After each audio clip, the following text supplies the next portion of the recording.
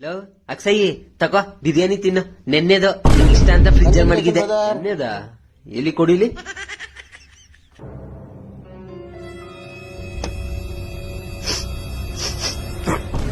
ಅಮ್ಮ ಕೆಟ್ಟೋಗೈತೆ ಕಣಮ್ಮ, ಇದು ವಾಸನೆ ಬರ್ತೈತೆ.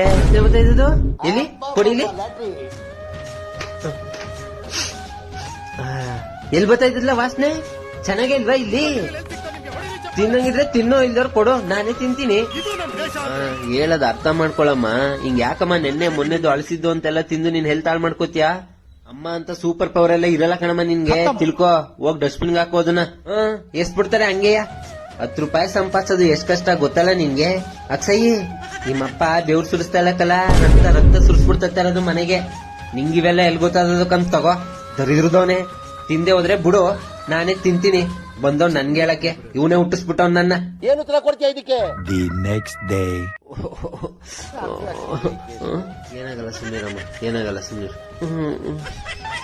ಸೈ ಅದು ಇವ್ರಿಗೆ ಫುಡ್ ಪಾಯ್ಸನ್ ತರ ಆಗಿರೋದು. ಏನ್ ತಲೆ ಕೆಡಿಸ್ಕೊಳ್ಳೋಷ್ಟು ಏನಿಲ್ಲ. ನಾನು ಟ್ಯಾಬ್ಲೆಟ್ಸ್ ಬರ್ದಿದ್ದೀನಿ, ಟೈಮ್ ತಗೊಳ್ಳಿ, ಎಲ್ಲ ಸರಿ ಆಗ್ಬಿಡುತ್ತೆ. ಡಾಕ್ಟರ್, ಫೀಸ್ ಎಷ್ಟಾಯ್ತು? 2000.